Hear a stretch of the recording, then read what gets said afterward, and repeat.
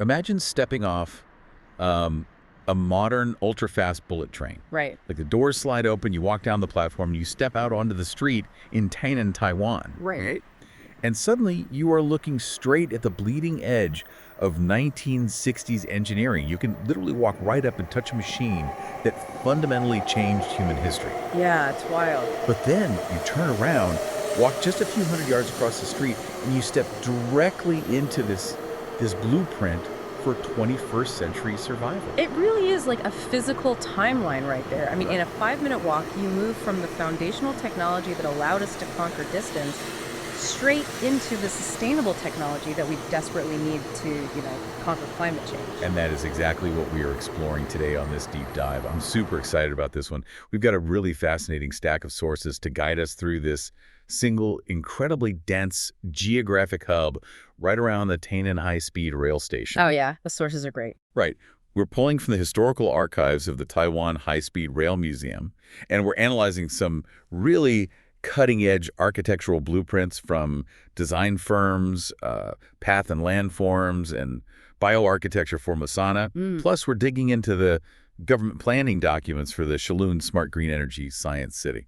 Yeah, so we're going to cover a bit of that foundational rail history first at the Oiran Scenic Park. But, well, we'll be spending the bulk of our time looking at what's happening right next door at the Shalun demonstration site, because the technology they are testing there is, quite frankly, it's just mind-bending. It really is.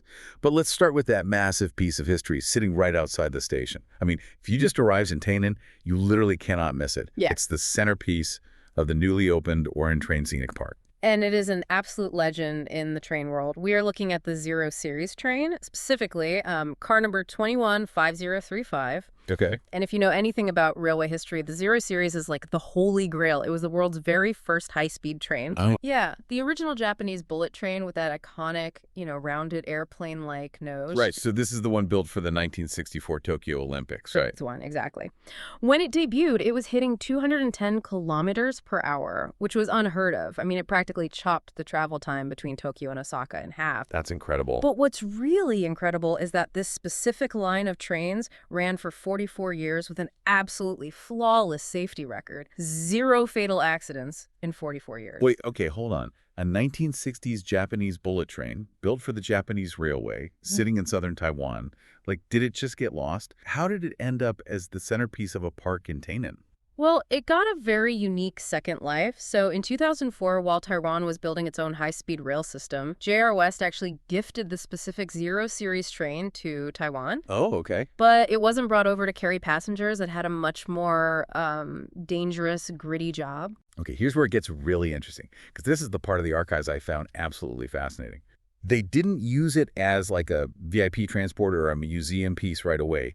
They completely stripped this beautiful, sleek passenger train down and turned it into what is called a limit measurement car. Exactly. I mean, think about the infrastructure required for a high-speed rail line. Right. You are building hundreds of miles of concrete tunnels, elevated bridges, tight station platforms before you can safely launch a modern passenger train down those tracks at 300 kilometers per hour. Your margins of error have to be literally zero. Zero. Yeah, if a tunnel wall is poured even a fraction of an inch too close to the track at 300 kilometers an hour, that's a catastrophic disaster. So how do you test that without, risking a brand new multi-million-dollar train?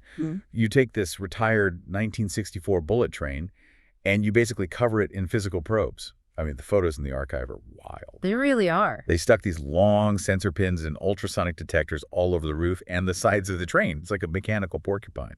That's exactly how it functioned. They would push this modified train down the newly constructed tracks. And if any of those extended pins physically scraped against a tunnel wall or a bridge support or a platform, The engineers immediately knew they had a clearance issue. Exactly. They knew exactly where the problem was and that it needed to be fixed.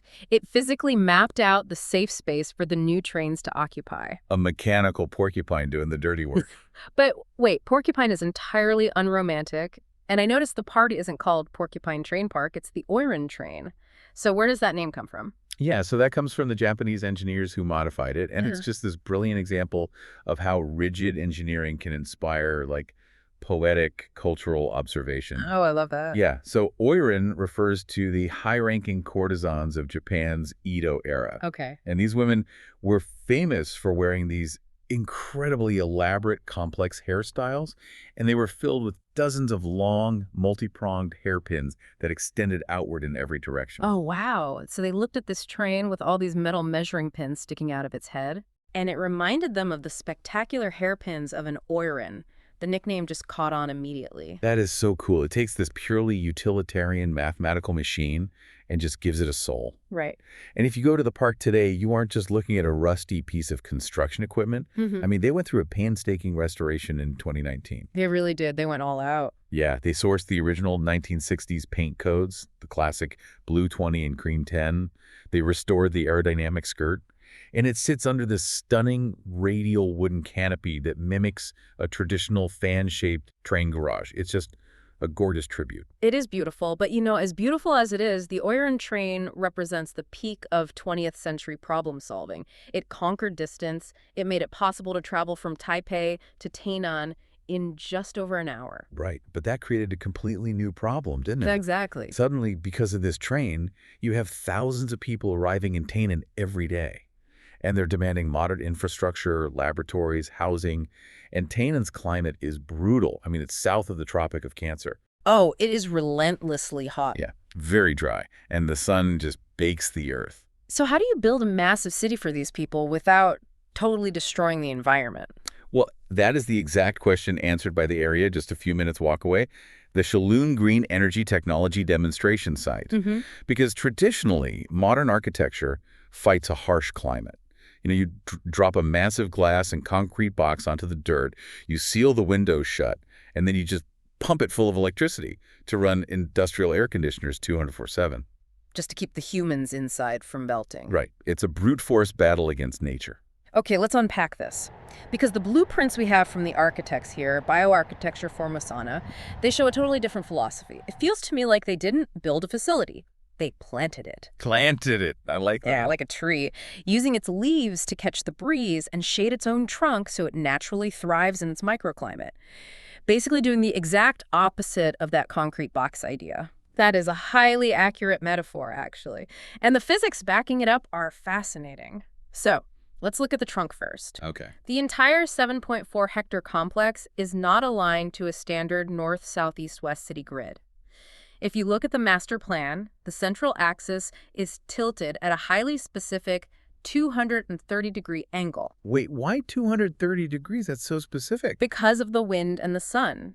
The architects mapped the exact trajectory of the intense Tainan sun, and more importantly, they mapped the prevailing summer winds coming up from the south. Oh, wow. Yeah, so by angling the massive building volumes at exactly 230 degrees, they created natural aerodynamic wind corridors between the structures. So the buildings are literally catching the prevailing wind. Exactly. They catch it and funnel it through the complex, naturally dropping the ambient temperature of the pedestrian walkways and the building exteriors. So they basically engineered a permanent natural breeze. Yep. That's wild. And what about the leaves in that tree metaphor? Well, those would be the perforated aluminum panels attached to the building exteriors. They act exactly like a canopy of leaves. They provide shade and block direct solar radiation from heating up the concrete walls. But they still let the air through. Right, while still allowing that funneled wind to pass through the perforations. But there's a catch to Tainan's climate, right? It's not just hot, it's really dry. And the sources mention this specific area in Shalun used to be farmland with this highly permeable, sandy soil. It couldn't hold water at all. Exactly. Yeah. But a terrible biodiversity. How do you build a massive, sprawling technology park and actually improve the environment in a place like that? Well, you have to build a water source. Yeah. And the way they did it is an absolute marvel of engineering. They utilized the building's raft foundations. Okay, let's pause there for a second. For those of us who aren't structural engineers, what is a raft foundation and how is it different from like a normal one? So normally, to support a heavy building, you drive deep concrete pillars straight down into the earth. But a raft foundation is different. It's a massive, incredibly thick, continuous slab of reinforced concrete that sits under the entire footprint of the building. It spreads the massive weight of the structure over a huge area of soil, floating on the dirt exactly like a raft floats on water. Oh, I see. And because it's so thick and massive, there's actually volume inside of it. Precisely. The engineers essentially hollowed out vast, watertight compartments within these massive underground concrete rafts. No way. Yes. They turned the very foundation holding the buildings up into a subterranean cistern capable of holding 10,000 tons of harvested rainwater. 10,000 tons. That's a literal underground lake. It is, and it isn't just sitting there. They pump that harvested rainwater up to feed a year-round ecological pool on the west side of the complex. Okay. And the impact of this is twofold. First, think about those 230-degree wind corridors we talked about. Right, the funneled breeze. Exactly. As the wind is funneled into the campus, it is forced to pass over this large body of water. The water absorbs the heat from the air, cooling the breeze significantly before it ever hits the buildings. It's a massive, zero-electricity, passive cooling system. Oh, it's the oasis effect. Exactly, the oasis effect. Yeah. And second, by creating a permanent, stable water source in a historically dry, sandy region, nature immediately returned. Oh, wow. Yeah, that ecological pool has attracted birds, amphibians, and fish back to the area. They've restored vibrant biodiversity to a place that used to be a dry, sandy field, and they used it to air condition a state-of-the-art research facility. That is just brilliant. But you know, when I was looking through the photos of this site, something else really struck me. When you hear green energy technology demonstration site, picture a power plant, right? Right. You picture a sterile, restricted clinical laboratory surrounded by chain-link fences. But Shalun looks like a public art museum. It really does. The visual experience is a heavily integrated part of the architecture. Like right at the entrance, you are greeted by the wind messenger. Yes, the deer. Yeah. They are these whimsical, stunning art pieces by the artist Su Sung-chi, featuring 2 deer and a pine cone, and they sit right next to a massive solar tree landmark that generates actual power while functioning as a shaded public gathering space. Even the basic signage is artistic. The design firm, Path and Landforms, handled the wayfinding. And the 5 main buildings, they don't have standard issue, boring industrial signs. No, not at all. They feature these giant pixelated building numbers. And those pixels are derived directly from the grid systems you see on photovoltaic solar panels. They literally took the visual language of renewable energy and turned it into a font. It's so clever. And remember those perforated aluminum panels we talked about, the leaves shading the buildings? Yeah. They cut incredible cloud-shaped totems into those panels. So they provide shade, but they also hide the building numbers in plain sight within the layers of metal. That's awesome. And even inside the energy center, the complex web of pipes isn't hidden behind drywall. It's exposed and heavily color-coded based on exactly what kind of energy or fluid is flowing through them. Which brings up a really important question. I look at all this art and design, and I have to play devil's advocate for a minute. Go for it. We are talking about a national testing facility for grid technology. Is all this art just window dressing? Like, does making a power plant look like a modern art museum actually serve the scientific mission of the park? What's fascinating here is that it absolutely serves the mission. In fact, it might be the most crucial part of the site, because the ultimate goal of Shalun isn't just to invent new technology in a vacuum.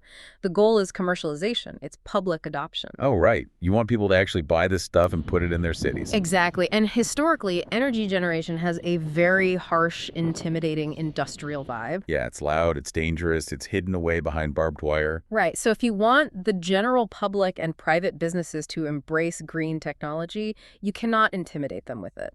That makes total sense. By softening that harsh industrial vibe with the wind messengers and hiding the numbers in cloud totems and literally color-coding the pipe so anyone can walk in and visually trace how energy flows, they are demystifying the machine. So if it feels approachable, natural, and beautiful, people won't be afraid to integrate it into their daily lives. Exactly. You can't get the public to adopt sustainable tech if they're intimidated by it. Okay, so let's talk about that integration. Yeah. What is actually happening inside these brilliantly designed wind-cooled buildings? Well, this is basically the plug-and-play testing ground for the entire country. We call it the last mile of green tech. The last mile. Yeah, like a university researcher might develop a highly efficient new material in a lab. But before a construction company can legally or safely sell it to the public, it needs to be brutally tested in the real world. And looking at the blueprints, the most extreme tool they have for this testing is called Scenic Lab, the subtropical green building tech testing platform. I have to say, when I first read the documents for this, I thought my eyes were playing tricks on me. You're not the only one. Yeah. No, you read the schematics correctly. SPIAN Lab is literally a rotating testing platform. It's a rotating building. I need you to explain the mechanics of this, because my brain just short circuits trying to picture it. Yeah. How do you take a physical building with walls, plumbing, and electricity and just spin it around? It requires some incredible mechanical engineering. So the entire structure of SPIAN Lab sits on a heavy-duty circular rail track, similar to what you might see moving heavy cranes at a shipping port. Okay. And the building is mounted on motorized bogies, basically heavy-duty wheeled chassis that roll along this track. But wait, what about the wires and the pipes? If you spin a house, wouldn't you just rip the plumbing right out of the ground? That is the genius part. The core of the building features a central pivot point with flexible rotating utility joints. Oh, wow. Yeah, all the electrical data and water lines come up through the center axis on swivels, so the entire building can rotate 360 degrees without tangling or snapping a single wire. Okay, the engineering is amazing, but wait. So if I invent a new type of energy-saving window, I can just plug it in this building, and they will physically spin the entire structure around to test how it handles the morning sun versus the afternoon sun. Exactly. That's exactly how it works. You bring your prototype window to Shalun, and because SPIAN Lab is modular, they literally physically pop out a wall panel and plug your window right into the side of the building. That is so cool. And then, yeah, they use those motorized tracks to physically spin the building to face east. They test how it handles the intense low-angle morning sun. Then they rotate it to face west to test it against the glaring baking heat of the afternoon. It's like a physical modular wind and sun tunnel for architecture. It really is. They can swap out walls, HVAC systems, smart lighting, and expose them to every possible solar angle and wind condition. They generate the hard data needed to rewrite Taiwan's national energy-saving building codes. But the sources show it isn't just about a single rotating building, right? They're testing an entire integrated ecosystem. Right. If we zoom out, the campus is simulating the future of daily life on a macro scale. Inside the site, there is an energy control center that simulates regional power grids. Why do they need to simulate the grid? Well, one of the biggest flaws with renewable energy is intermittency. You know, the sun goes behind a cloud or the wind stops blowing and your power drops. Right. So how do you inject that violently fluctuating power into a stable city grid without causing brownouts? They are actively solving that bottleneck right there in the control center. And they aren't just simulating it with computers. People are literally living inside the experiment. Because right next to the demonstration site is the Circular Economy Housing Project. Yeah, and this is a massive step forward. So a linear economy is what we do now, right? Take resources, make a product, and throw it away. But a circular economy is a closed loop. So how does a housing project close the loop? Through aggressive resource sharing and recycling. The buildings are constructed from recycled materials. They use a smart grid where solar energy is shared between units depending on who needs it. Oh, that's smart.